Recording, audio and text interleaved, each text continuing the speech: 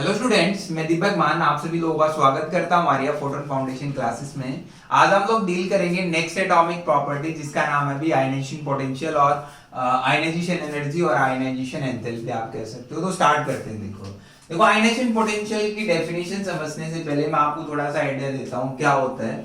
तो मैंने कहा कि आपके पास कोई भी मेटल एटम है, कोई भी क्या आपके पास मेटल एटम है और ये मेटल एटम मैं काउंट करता हूँ आइसोलेटेड गैसियस एटम। क्या काउंट करता हूँ भाई? Isolated gaseous atom. अब देखो आइसोलेटेड का मतलब किसी कंपाउंड फॉर्म में नहीं है, एटॉमिक फॉर्म में वो आपका, इसलिए मैंने लिखा आइसोलेटेड गैसियस एटम मतलब फ्री एटम है। और कौन सी स्टेट में आपने काउंट किया है? Gaseous state. ध्यान रखना हम लोग गैसियस स्टेट लेते हैं। अब जो इसकी मेटल के पास कुछ आउटर मोस्ट सेल इलेक्ट्रॉन होंगे जिनको मैं क्या कहता हूं? लूजली बाउंड इलेक्ट्रॉन कहता हूं। अब मैंने क्या कहा कि मैं इस एटम को क्या दे रहा हूं? कुछ अमाउंट ऑफ एनर्जी दे रहा हूं। मैंने इस एटम को क्या दी? कुछ अमाउंट ऑफ एनर्जी। मैंने कुछ अमाउंट ऑफ क्या दी? एनर्जी दी।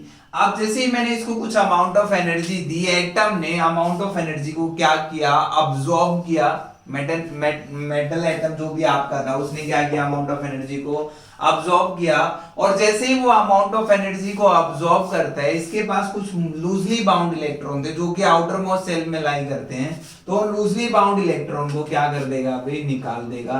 तो यहां से जैसे ही एक इलेक्ट्रॉन निकालता है, जो भी कौन सा इलेक्ट्रॉन निकला वो लूजली बाउंड इलेक्ट्रॉन्स कब निकला? जब उसने कुछ अमाउंट ऑफ एनर्जी को क्या किया? अब्सॉर्ब किया। तो यहां से मैं डेफिनेशन बनाता हूं। देखो डेफिनेशन कैसे बनाई जाती है आयनाइजेशन पोटेंशियल आयनाइजेशन एनर्जी की। तो आप कह सकते हो कि अमाउंट ऑफ एनर्जी रिक्वायर्ड, क्या कह सकता हूं? Amount of energy required to remove most loosely bound electron. ये इलेक्ट्रॉन कौन से? अभी आपके most loosely bound electron from isolated gaseous atom. मतलब मैंने कहा कि किसी भी न्यूट्रल आइसोलेटेड गैसियस एटम से एक इलेक्ट्रॉन निकालने के लिए, और इलेक्ट्रॉन कौन सा? मोस्ट लूजली बाउंड इलेक्ट्रॉन निकालने के लिए जो भी अमाउंट ऑफ एनर्जी रिक्वायर्ड है, उसी रिक्वायर्ड अमाउंट ऑफ एनर्जी को हम लोग कह देते हैं ionisation energy, ionisation potential. Clear है अभी? अब देखो ये जो अमाउंट ऑफ एनर्जी रिक्वायर्ड की मैं बात कर रहा हूं, ये जो अमाउंट ऑफ एनर्जी आप लोग दे रहे हो एटम को, वो अमाउंट ऑफ एनर्जी किस फॉर्म में हो सकती है? वो अमाउंट ऑफ एनर्जी दी मैं इलेक्ट्रॉन वोल्ट में देता हूं, या फिर मैं किलो जूल, या फिर मैं किलो कैलोरी ऐसे देता हूं। मैंने कहा कि जो अमाउंट ऑफ एनर्जी मैं प्रोवाइड कर रहा हूं एटम को, वो मैंने इलेक्ट्रॉन वोल्ट पर एटम, इलेक्ट्रॉन वोल्ट पर मोल ऐसे प्रोवाइड की। यदि मैं एनर्जी इलेक्ट्रॉन वोल्ट में देता हूं, किसमें देता हूं? इलेक्ट्रॉन वोल्ट, तो उसको हम लोग नाम दे देते हैं क्या? Ionisation potential. क्या नाम दे दिया जाता है? Ionisation potential. तो मैंने कहा कि amount of energy required to remove most loosely bound electron from an isolated gaseous atom, तो उसको हम लोग क्या कह रहे हैं? Ionisation potential. कब? जब मैं एनर्जी देता हूं, जो अमाउंट ऑफ एनर्जी मैंने प्रोवाइड की एटम को, कैसी? Electron volt. अच्छा मैं किलो जूल और किलो कैलोरी में एनर्जी देता हूं एटम को, और वो फिर इलेक्ट्रॉन निकाल रहा है, तो उसको मैं कह देता हूं क्या? आयनाइजेशन एनर्जी या फिर आयनाइजेशन एंथैल्पी। बात एक ही है, दोनों का मतलब एक है, बस अलग अलग एनर्जी देता हूं। इलेक्ट्रॉन वोल्ट में एनर्जी देता हूं तो ionisation potential, kilo joule kilo calorie में एनर्जी देता हूं तो आयनाइजेशन एंथैल्पी या फिर आयनाइजेशन एनर्जी आप लोग कह देते हो। अब देखो इस एटम ने क्या किया, यदि मैं चेक करना चाहता हूं कि ये जो प्रोसेस हो रहा है आपका, मेटल एक इलेक्ट्रॉन निकाल रहा है, और इलेक्ट्रॉन कौन सा निकाल रहा है? बार बार बोल रहा हूं आउटर मोस्ट सेल इलेक्ट्रॉन, क्योंकि वो लूजली बाउंडेड इलेक्ट्रॉन है, इजीली इलेक्ट्रॉन निकाल सकते हैं। अब देखो ये एटम क्या कर रहा है? अमाउंट ऑफ एनर्जी को क्या किया? इस एटम ने अमाउंट ऑफ एनर्जी को अब्सॉर्ब किया। क्या किया? अभी अमाउंट ऑफ एनर्जी को अब्सॉर्ब किया। अब कोई भी एटम अमाउंट ऑफ एनर्जी को अब्सॉर्ब कर रहा है तो प्रोसेस क्या होगा? एक्सोथर्मिक या एंडोथर्मिक?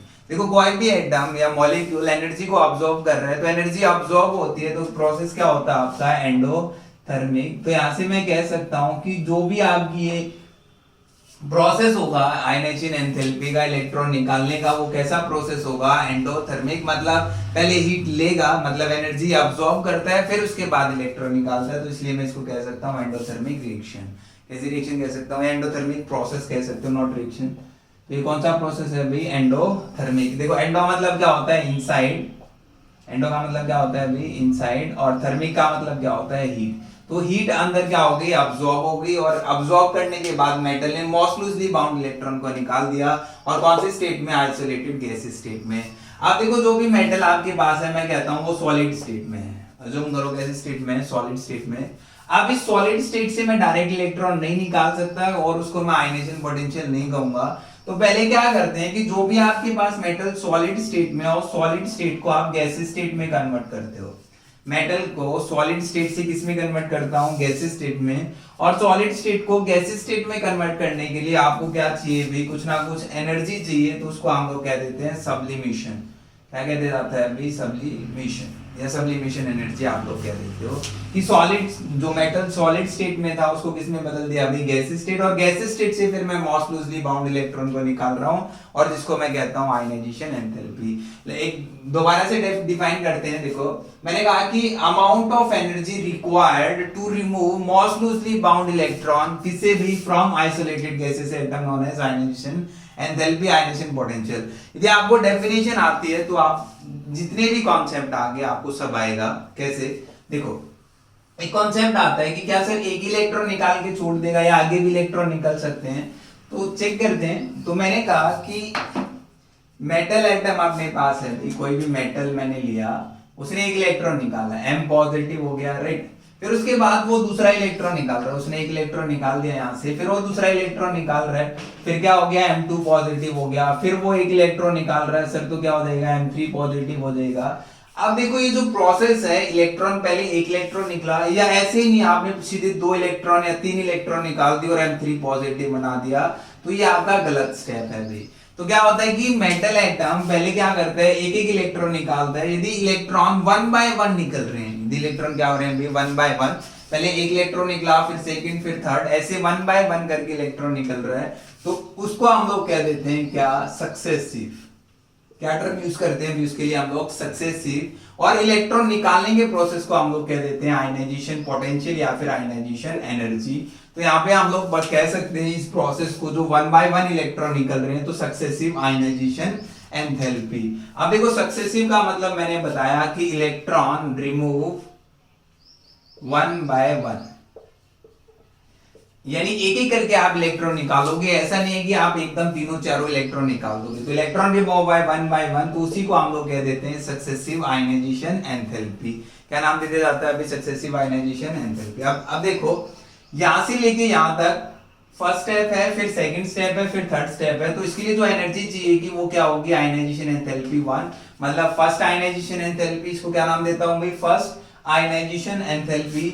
ये क्या होगा आपका सेकंड आयनाइजेशन एंथैल्पी, और ये क्या होगा आपका थर्ड आयनाइजेशन एंथैल्पी। ऐसे अपने पास क्या आ जाती है, आयनाइजेशन एंथैल्पी की वैल्यू आ जाती है। First ionisation enthalpy, second ionisation enthalpy, third ionisation enthalpy.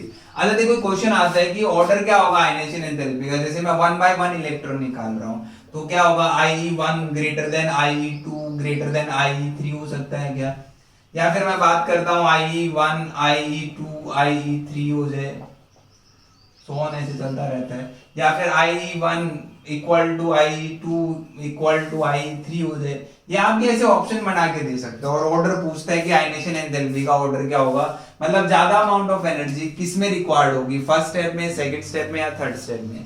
अब देखो मैंने आपको जब एटॉमिक साइज पढ़ाया तो वहां मैंने आपको आइसोइलेक्ट्रॉनिक कॉन्सेप्ट थोड़ा सा दिया था।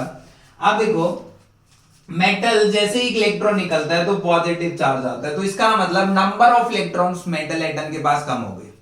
और नंबर ऑफ इलेक्ट्रॉन्स कम होने का मतलब है कि उसके पास इफेक्टिव न्यूक्लियर चार्ज बढ़ गया।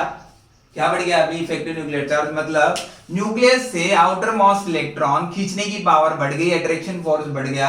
और अट्रैक्शन फोर्स बढ़ गया तो इलेक्ट्रॉन निकालना इजी होगा, डिफिकल्ट। तो इलेक्ट्रॉन निकालने के लिए अमाउंट ऑफ एनर्जी जो रिक्वायर्ड होगी, बार बार कह रहा हूं, amount of energy, ionisation enthalpy पे या आयनाइजेशन पोटेंशियल पे आपको फोकस करना है, एक ही कंसेप्ट पे, सिर्फ अमाउंट ऑफ एनर्जी रिक्वायर्ड। मैं बार बार इसी की बात करूंगा अभी। अमाउंट ऑफ एनर्जी रिक्वायर्ड बढ़ गई, क्योंकि मान लो कोई स्ट्रांगली खींच रहा है तो इलेक्ट्रॉन को निकालने के जो एनर्जी देनी पड़ेगी वो बहुत ज्यादा देनी पड़ेगी। तो इफेक्टिव न्यूक्लियर चार्ज बढ़ गया।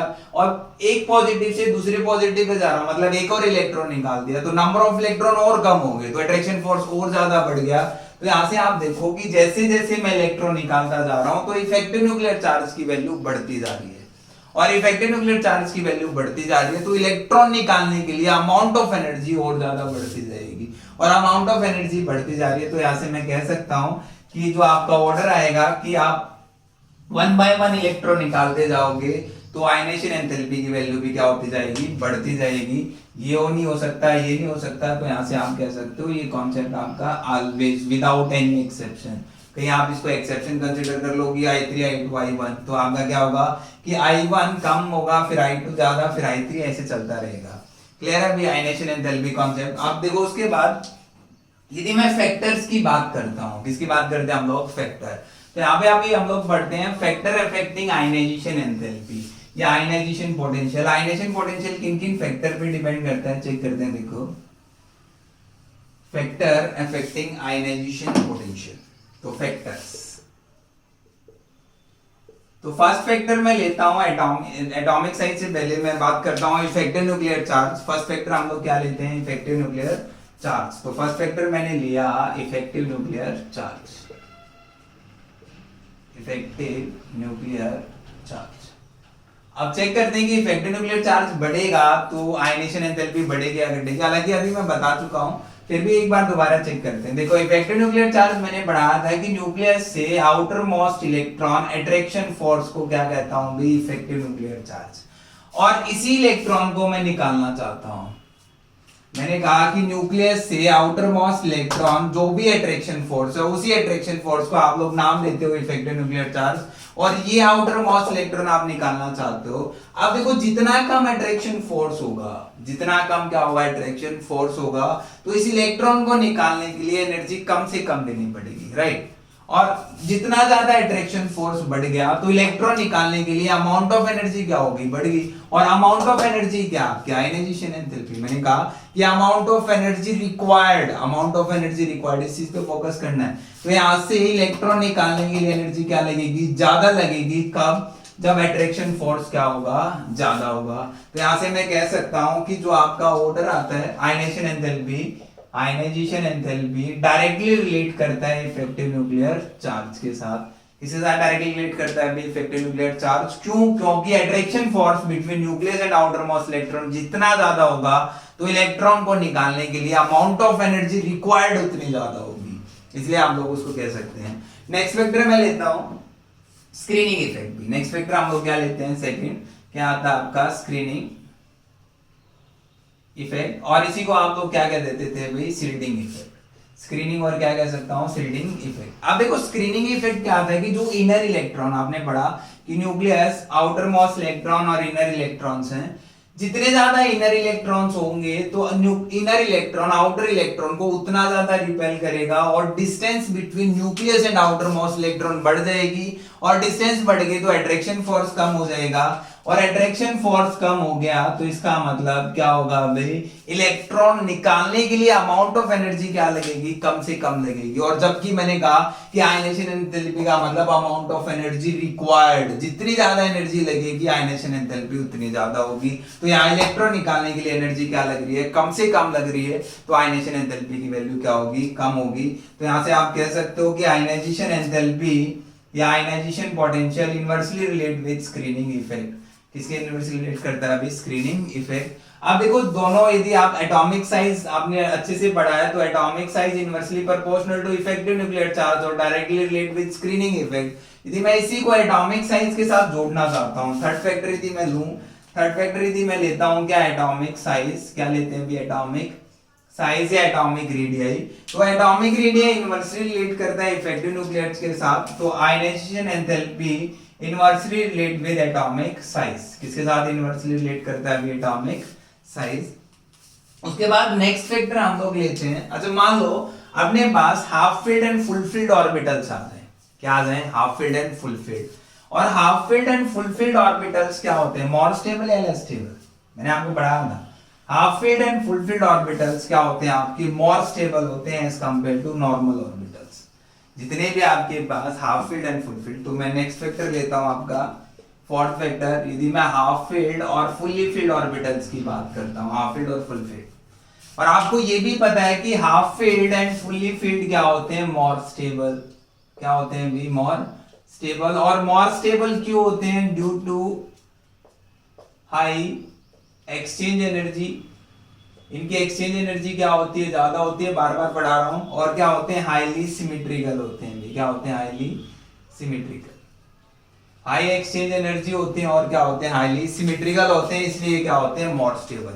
अब क्वेश्चन आता है कि एक तो मैं किसी स्टेबल चीज से इलेक्ट्रॉन निकाल रहा हूं और एक नॉर्मल चीज से इलेक्ट्रॉन निकाल रहा हूं, तो स्टेबल चीज से इलेक्ट्रॉन निकालना इजी होगा या डिफिकल्ट होगा, तो मोर स्टेबल चीज से इलेक्ट्रॉन निकालना क्या होगा, डिफिकल्ट होगा।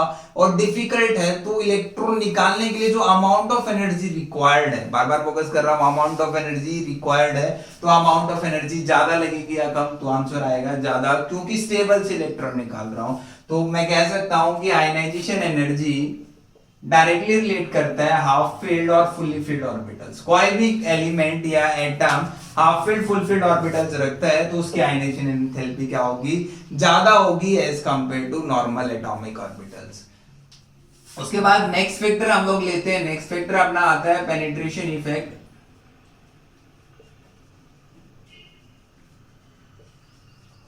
इसको मैं सिंपल कहूंगा पीई।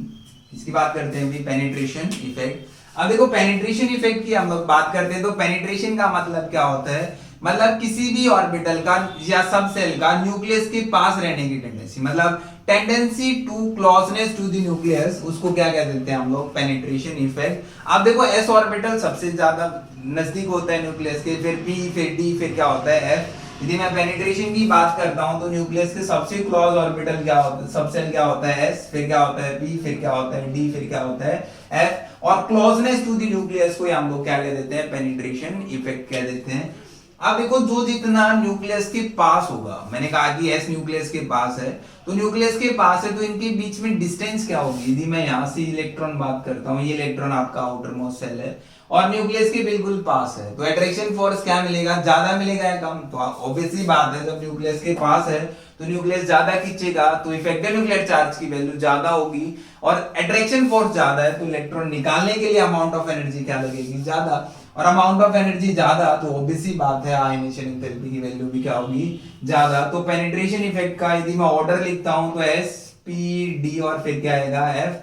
तो आंसर आएगा, जैसे मैं 2s और 2p से इलेक्ट्रॉन निकालना चाहता हूं, एक आपके पास 2s और एक आपके पास 2p है, तो 2s और 2p में किस में ज्यादा एनर्जी देनी पड़ेगी, तो ऑब्वियसली बात है इसमें एनर्जी क्या लगेगी, ज्यादा लगेगी। क्यों ज्यादा लगेगी, क्योंकि इसका अट्रैक्शन फोर्स क्या है, ज्यादा है और वो न्यूक्लियस के पास है।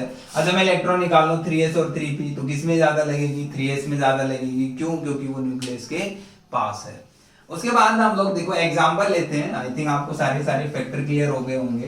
तो फैक्टर एक बार मैं सारे एक ही लाइन में लिख देता हूं, जितने भी फैक्टर अभी आपने पढ़े। देखो आपने पढ़ा कि आयनाइजेशन एंथैल्पी डायरेक्टली रिलेट करता है effective nuclear charge, inversely relate करता है स्क्रीनिंग इफेक्ट, डायरेक्टली रिलेट करता है half field fully field concept और डायरेक्टली रिलेट करता है पेनिट्रेशन इफेक्ट। ये आपके मेन कॉन्सेप्ट है, डायरेक्टली रिलेट करता है किसके भी, पेनिट्रेशन इफेक्ट के। तो ये आपकी क्या सारी की सारी, जैसे आप ऐसे लिख लो हाफ फील्ड फुली फील्ड और किसके डायरेक्टली रिलेट करता है, पेनिट्रेशन इफेक्ट के। अब देखो हाफ फील्ड और फुल्ली फील्ड कॉन्सेप्ट और पेनिट्रेशन इफेक्ट याद रखना है आपको, एडजेसेंट एलिमेंट पे लगाना है। किस पे लगाना है, एडजेसेंट एलिमेंट। जो भी आपके एडजेसेंट एलिमेंट है उन एलिमेंट्स के लिए वैलिड है, या मैं कह सकता हूं valid only for adjacent element. Half filled and full field concept किसके लिए वैलिड है, ओनली फॉर एडजेसेंट एलिमेंट। कैसे समझते हैं, देखो एग्जांपल लेते हैं।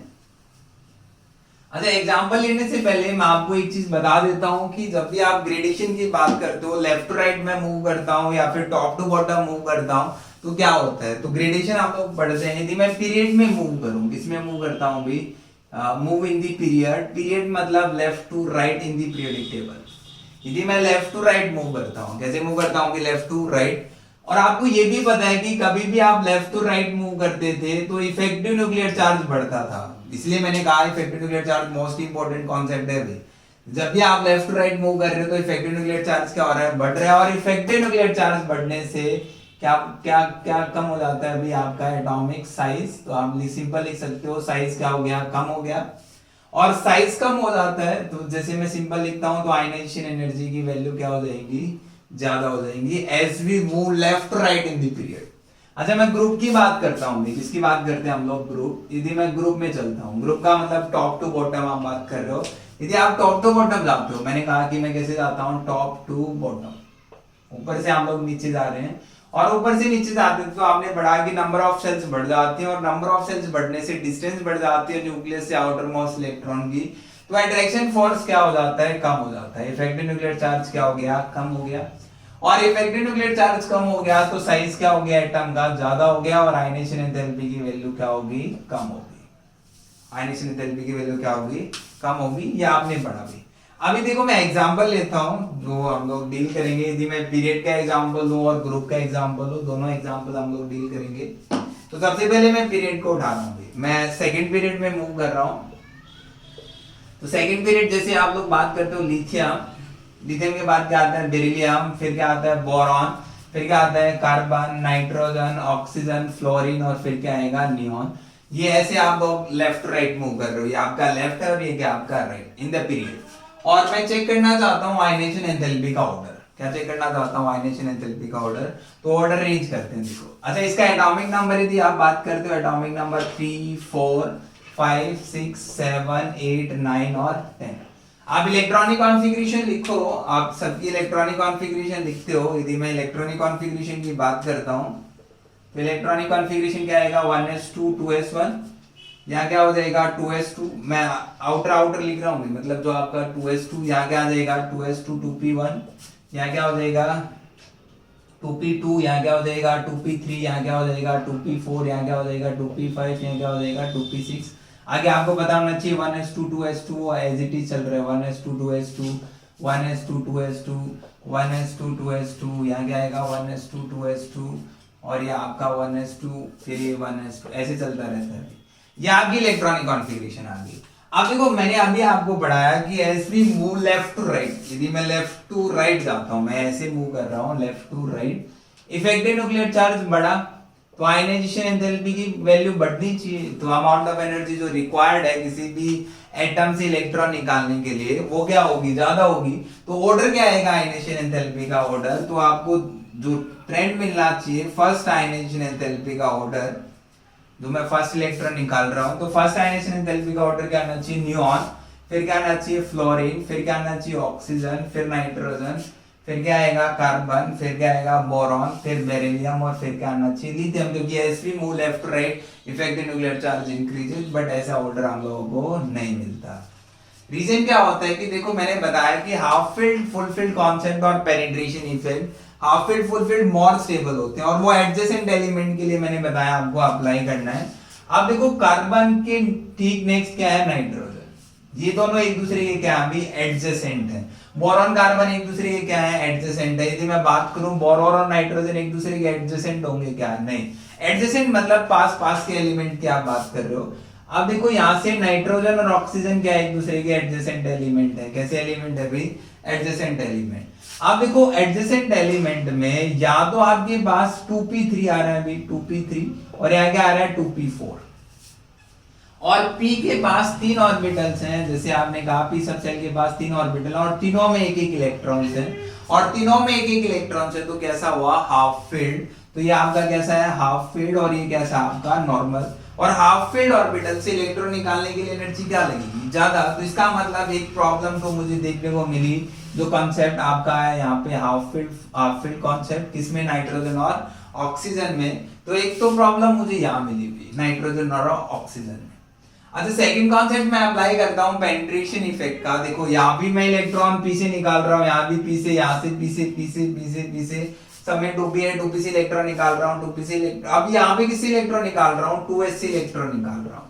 और दोनों एक दूसरे के एडजेसेंट एलिमेंट भी है, दोनों एक दूसरे के क्या है एडजेसेंट एलिमेंट भी हैं। और एक इलेक्ट्रॉन मैं निकालू 2s से और एक इलेक्ट्रॉन निकालू किससे 2p से, तो इसका मतलब यहाँ पे हम लोग कॉन्सेप्ट इंट्रोड्यूस करते हैं क्या पेनिट्रेशन इफेक्ट। आप देखो s से इलेक्ट्रॉन निकालना इजी होगा या डिफिकल्ट होगा, वेरी डिफिकल्ट होगा एज कंपेयर टू 2p। तो इसका मतलब एक प्रॉब्लम मुझे मिली किसमें बोरॉन और बेरिलियम में। तो यहाँ आपका कॉन्सेप्ट आता है हाफ फील्ड का, और यहाँ आपका कॉन्सेप्ट आता है पेनिट्रेशन इफेक्ट का। ध्यान रखना half filled full field concept और पेनिट्रेशन इफेक्ट कॉन्सेप्ट आपका वैलिड है सिर्फ एडजेसेंट एलिमेंट्स के लिए, और हाफ फील्ड फुल फील्ड आपको देखना आना चाहिए। जैसे हाफ फील्ड क्या है, जैसे p के पास p3, क्योंकि p के पास 3 ऑर्बिटल है और हर ऑर्बिटल में एक एक इलेक्ट्रॉन है। d में क्या होता है d5, 5 ऑर्बिटल होते हैं और F में क्या होता है 7 क्योंकि 7 ऑर्बिटल होते हैं। और फुल्ली फील्ड यदि आप बात करते हो फुल्ली फील्ड मतलब P में 6, D में कितने 10 और F में कितने 40। ऐसे आपको हाफ फील्ड और फुल फील्ड भी देखना आना चाहिए कि ऑर्बिटल के पास हाफ फील्ड है या नहीं है।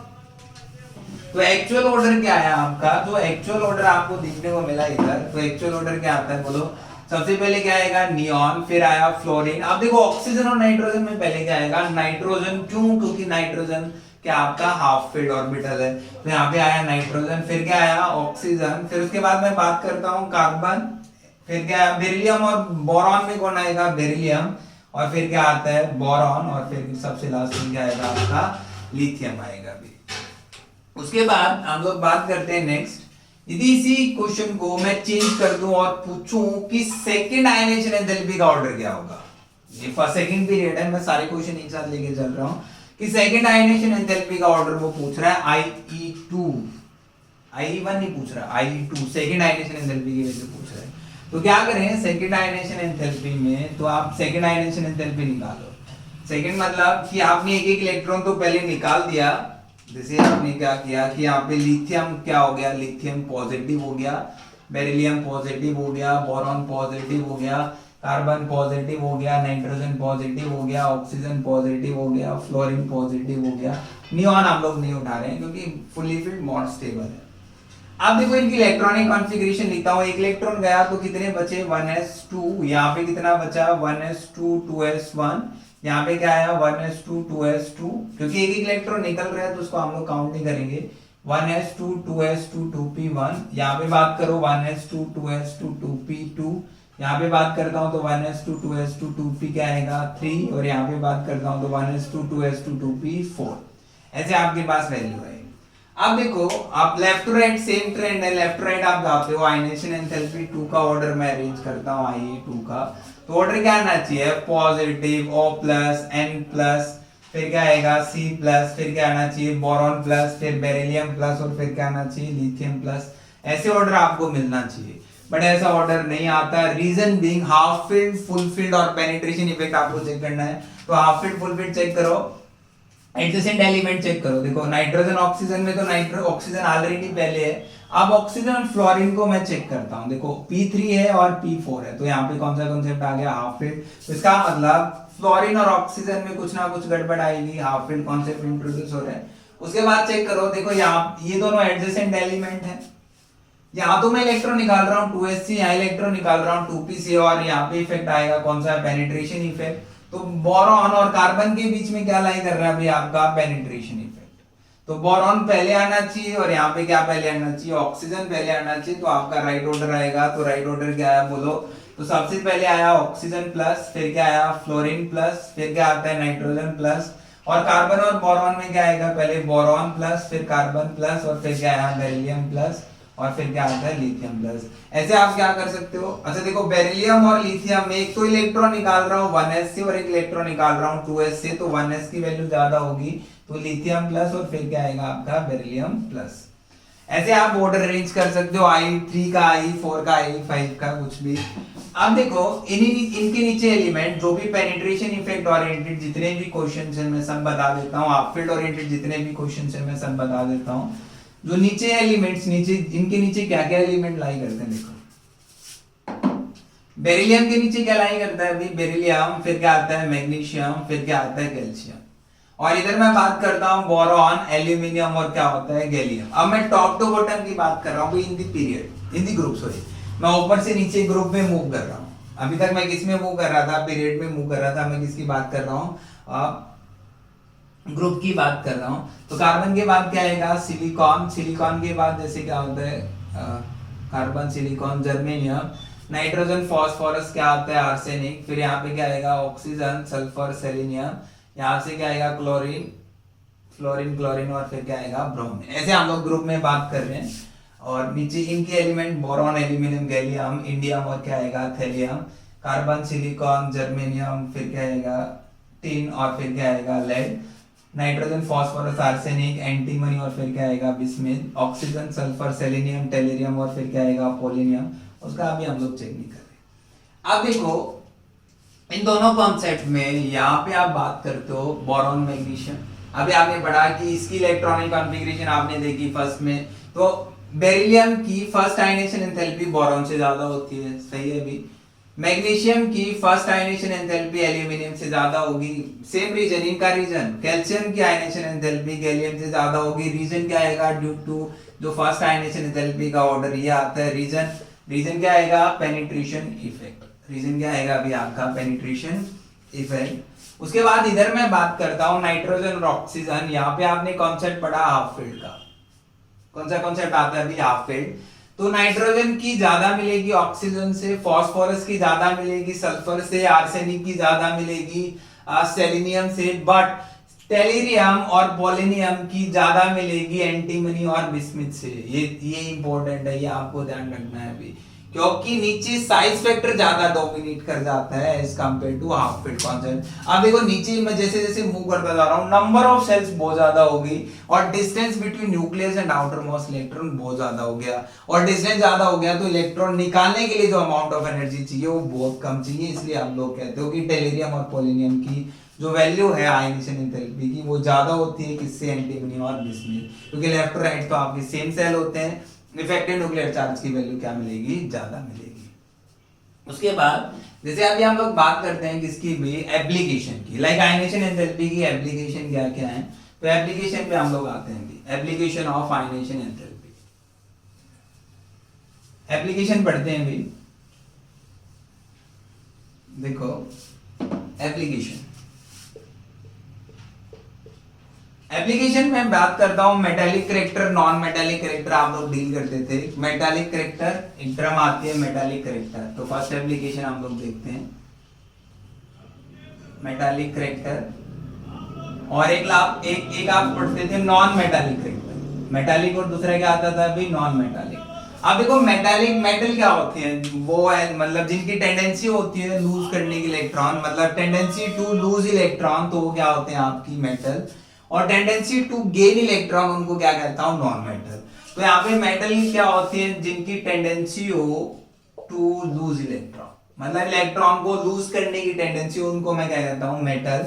और नॉन मेटल क्या होते हैं, टेंडेंसी टू गेन इलेक्ट्रॉन, मतलब इलेक्ट्रॉन को लेने की टेंडेंसी को हम लोग कहते हो नॉन मेटल, और इलेक्ट्रॉन देने की टेंडेंसी को क्या कहते हो, मेटल। और मेटल की सबसे ज्यादा टेंडेंसी होती है। अब देखो इलेक्ट्रॉन दे रहा है, इस पे फोकस करना, इलेक्ट्रॉन दे रहा है, और जिसने जितना जल्दी इलेक्ट्रॉन दे दिया तो अमाउंट ऑफ एनर्जी कम लगी। ऑब्वियसली बात है ना भाई, मैंने कहा कि इलेक्ट्रॉन लॉस कर रहा है, और जितना जल्दी वो लॉस कर रहा है उतना ज्यादा मेटालिक करेक्टर होगा, क्योंकि उसकी टेंडेंसी क्या होती है, लूज इलेक्ट्रॉन करने की, उतना ज्यादा मेटालिक करेक्टर। अब आप यहां से कह रहे हो कि जितना जल्दी उसने लॉस किया, जितना जल्दी उसने लॉस किया उसका मेटालिक करेक्टर उतना ज्यादा, और लॉस जितना जल्दी कर रहे हैं तो अमाउंट ऑफ एनर्जी रिक्वायर्ड उतनी कम। तो यहां से आपने कहा कि आयनाइजेशन एंथैल्पी इनवर्स या फिर metallic character inversely proportional to ionisation enthalpy या फिर आयनाइजेशन पोटेंशियल। इनवर्सली रिलेट करेगी, जितनी कम से कम एनर्जी लगेगी इलेक्ट्रॉन निकालने में उतना जल्दी इलेक्ट्रॉन देगा, मेटालिक करेक्टर उतना ज्यादा होगा, तो आयनाइजेशन एंथैल्पी क्या होगी, उतनी ज्यादा होगी। अब देखो इलेक्ट्रॉन गेन कर रहा है, क्या कर रहा है, इलेक्ट्रॉन गेन, ये इसके साथ रिलेट नहीं कर रहा भाई, इसको हम लोग बाद में डील करेंगे। आपका आयनाइजेशन एंथैल्पी जो इलेक्ट्रॉन गेन एंथैल्पी है, इलेक्ट्रॉन एफिनिटी, वहां पे इसका यूज होता है।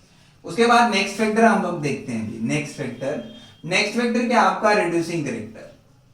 क्या आता है, रिड्यूसिंग करेक्टर या फिर रिड्यूसिंग एजेंट का ऑर्डर। आप देखो रिड्यूसिंग एजेंट क्या होते हैं, वो एजेंट जो खुद का तो क्या करते हैं, ऑक्सीडेशन, खुद का तो क्या करते हैं, रिडक्शन, सॉरी रिड्यूसिंग एजेंट क्या होते हैं, वो एजेंट जो दूसरे का क्या कराते हैं, रिडक्शन, और खुद का क्या करते हैं भी, ऑक्सीडेशन। देखो रिड्यूसिंग एजेंट मतलब वो एजेंट जो दूसरे का तो क्या करा रहा है, रिडक्शन, और खुद का क्या कर रहा है, ऑक्सीडेशन। तो ये खुद का क्या करेगा, ऑक्सीडेशन, और ऑक्सीडेशन का मतलब लॉस ऑफ इलेक्ट्रॉन, मतलब जो जितना जल्दी इलेक्ट्रॉन लॉस करेगा उतना स्ट्रॉन्ग रिड्यूसिंग एजेंट होगा या उतना स्ट्रॉन्ग रिड्यूसिंग करेक्टर होगा। तो अब लॉस ऑफ इलेक्ट्रॉन आप लोग पढ़ चुके हो, तो यहां से क्या आप कह सकते हो कि रिड्यूसिंग करेक्टर इनवर्सली रिलेट करता है आयनाइजेशन पोटेंशियल के, इनवर्सली रिलेट करता है किसके भी, आयनाइजेशन पोटेंशियल। जितना ज्यादा रिड्यूसिंग करेक्टर होगा आयनाइजेशन पोटेंशियल की वैल्यू उतनी कम होगी, या आप ऐसे भी कह सकते हो कि आयनाइजेशन पोटेंशियल की वैल्यू जितनी ज्यादा तो रिड्यूसिंग करेक्टर क्या होगा, उतना कम होगा।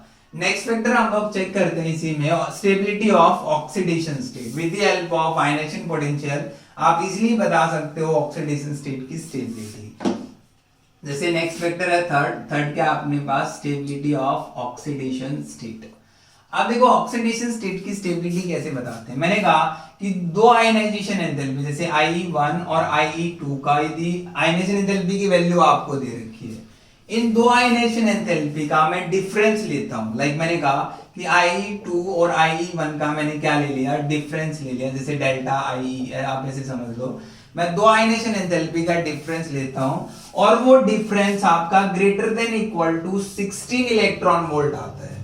मैंने कहा कि मैं दो आयनाइजेशन एंथैल्पी का डिफरेंस लेता हूं और वो difference greater than equal to 16 electron volt आता है, तो उसके केस में lower oxidation state more stable होगी।